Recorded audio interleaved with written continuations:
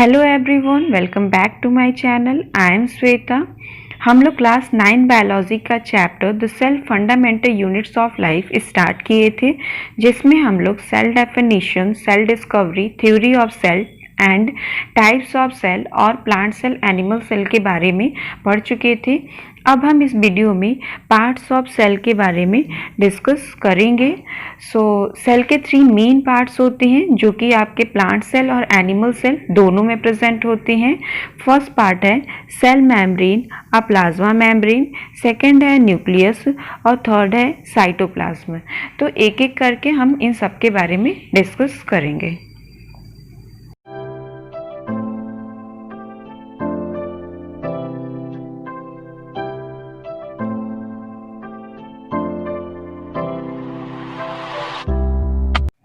जैसा कि मैंने कहा था, सेल मेम्ब्रेन के 3 मेन पार्ट्स होते हैं। फर्स्ट था आपका सेल मेम्ब्रेन, सेकंड था आपका न्यूक्लियस एंड थर्ड था आपका साइटोप्लाज्म। तो सबसे पहले हम सेल मेम्ब्रेन के बारे में डिस्कस करेंगे। फर्स्ट पॉइंट है cell membrane is a boundary of cell. हर एक सेल में सेल मेम्ब्रेन प्रेजेंट होती है जो कि सेल की आउटर मोस्ट कवरिंग होती है और ये सेल के लिए एक बाउंड्री, एक बैरियर की तरह काम करती है। सेकेंड पॉइंट है cell membrane protect the cell from the outer environment. जैसे कि आप किसी शॉप पे जाते हो, दुकान पे जाते हो और आप कुछ सामान खरीदते हो, तो जो शॉपकीपर होते हैं वो आपके सारे सामान को एक पॉली बैग में करके देते हैं। ऐसा क्यों? क्योंकि जो भी आपने सामान खरीदा है वो सामान अगर आप ऐसे हाथ में लेके आओगे तो वो गिर सकता है, गिर के टूट भी सकता है, खराब भी हो सकता है। इसीलिए वो आपको एक पॉली बैग में करके आपका सारा सामान देते हैं कि आप सेफली उसको अपने घर तक ला सको। ठीक इसी तरह से हर एक सेल के बाहर सेल मेम्ब्रेन प्रेजेंट होती है जो इसे बाहरी वातावरण मतलब कि आउटर इन्वायरमेंट से प्रोटेक्ट करती है, सुरक्षित रखती है। फिर थर्ड पॉइंट है cell membrane is also called plasma membrane. Cell membrane को हम प्लाज्मा मेम्ब्रेन भी बोलते हैं। फोर्थ पॉइंट है cell membrane is made up of protein and lipid. हर एक सेल मेम्ब्रेन आपकी प्रोटीन और लिपिड से मिलकर के बनी है। नेक्स्ट पॉइंट है cell membrane give shape to the cell.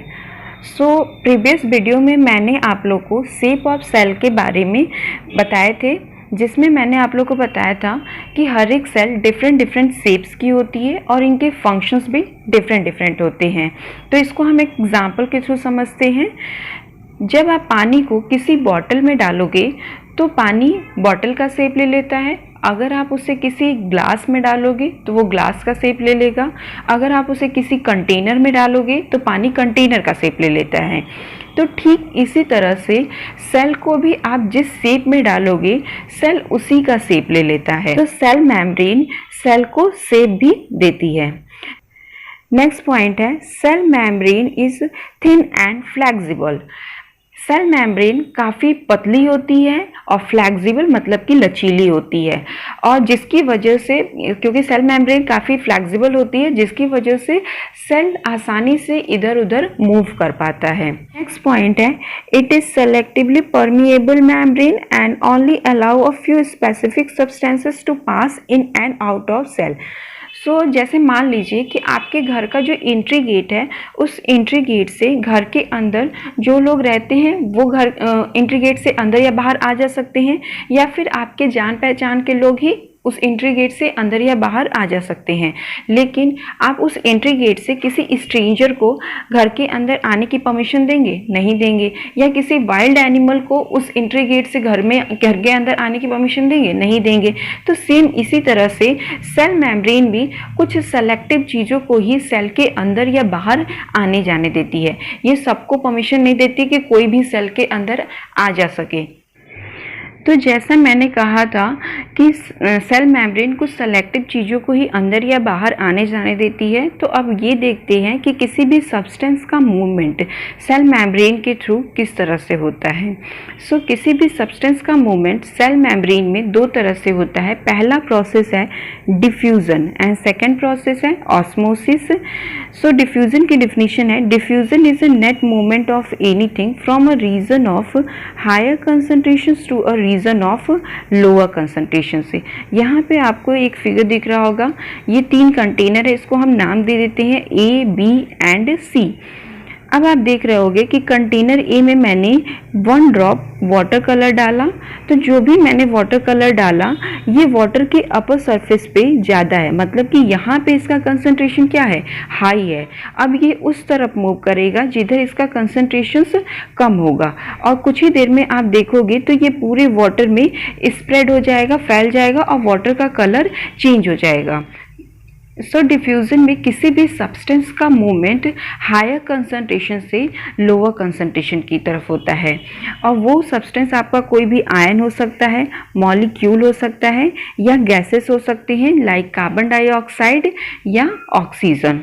अब हम देखते हैं कि ये डिफ्यूज़न का जो प्रोसेस है ये सेल के अंदर कैसे एप्लीकेबल है। ये एक सेल है और आप सभी को पता है कि हर एक सेल लाइफ प्रोसेस के कुछ basic functions like digestion, absorption, respiration खुद ही परफॉर्म करते हैं, तो जिसकी वजह से सेल के अंदर कुछ रिएक्शंस भी होते होंगे और इस रिएक्शंस में कुछ गैसेस भी प्रोड्यूस होती होंगी लाइक कार्बन डाइऑक्साइड। और आप सभी को पता है कि एनिमल सेल कार्बन डाइऑक्साइड को क्या करते हैं, एक्सेल करते हैं और ऑक्सीजन को इनहेल करते हैं। तो अगर मान लीजिए कि सेल के अंदर कार्बन डाइऑक्साइड का कंसंट्रेशन हाई है और बाहर जो है, बाहर के वातावरण में कार्बन डाइऑक्साइड का कंसंट्रेशन क्या है, लो कंसंट्रेशन है, तो डिफ्यूज़न की प्रोसेस क्या है कि डिफ्यूज़न में क्या होता है कि जो भी मॉलिक्यूल या जो भी सब्सटेंसेस या जो भी गैसेस होते हैं वो हाई कंसंट्रेशन से लो कंसंट्रेशन की तरफ मूव करते हैं। मतलब कि अब सेल के अंदर अगर ऑक्सीजन का कंसंट्रेशन ज़्यादा है तो ये किधर की तरफ मूव करेगा, जिधर इसका कंसंट्रेशन कम है।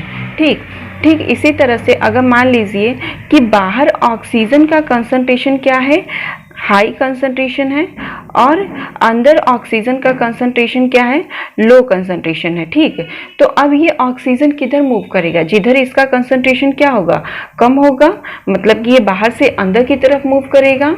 तो आप सभी को पता है कि एनिमल सेल जो होते हैं जिन्हें ऑक्सीजन को क्या करते हैं, इनहेल करते हैं और कार्बन डाइऑक्साइड को एक्सेल करते हैं। तो एनिमल सेल में अगर कार्बन डाइऑक्साइड का कंसंट्रेशन ज़्यादा है तो ये बाहर की तरफ मतलब ये हाई कंसंट्रेशन से लो कंसंट्रेशन की तरफ मूव करेंगे। और अगर मान लीजिए प्लांट सेल में ऑक्सीजन का कंसंट्रेशन ज़्यादा है, अगर ऐसे एक प्लांट सेल है और प्लांट सेल में ऑक्सीजन का कंसंट्रेशन ज़्यादा है तो ये क्या करेगा, ये उस तरफ मूव करेगा जिधर इसका कंसंट्रेशन क्या होगा, लो होगा, मतलब कि बाहर, अंदर से बाहर की तरफ मूव करेगा। तो इस तरह से प्लांट सेल और एनिमल सेल के बीच गैसेस का एक्सचेंज होता है और इन्वायरमेंट और लिविंग ऑर्गेनिज्म के बीच बैलेंस बना रहता है। अगर हम रेट ऑफ डिफ्यूज़न की बात करें, तो सबसे ज़्यादा रेट ऑफ डिफ्यूज़न आपका गैसेस में होता है, उसके बाद आपका लिक्विड में होता है, जो मैंने आप लोग को वाटर का एग्जाम्पल दिया था, और उसके बाद आपका सॉलिड में होता है।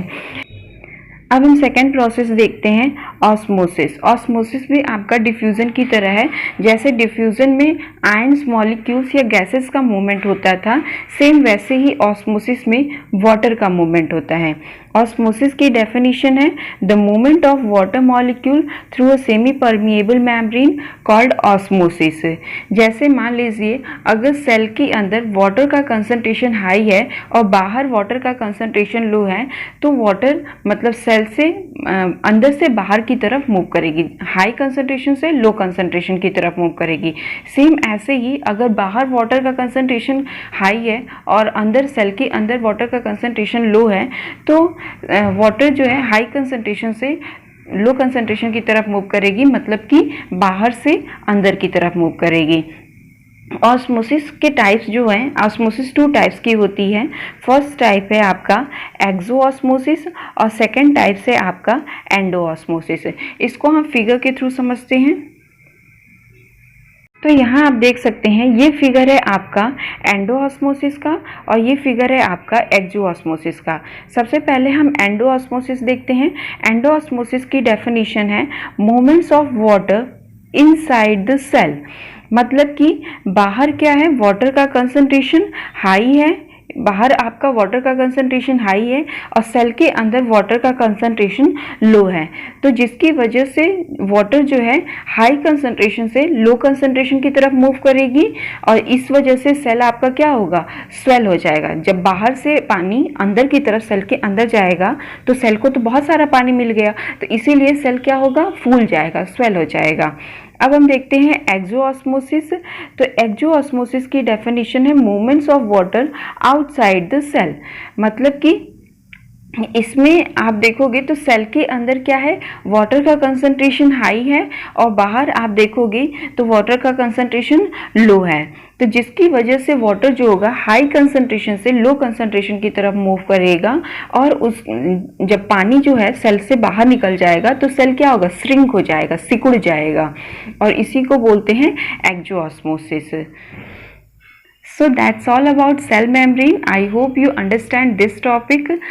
If you like the video, please do like, share and subscribe my channel. Thank you so much. Thanks for watching.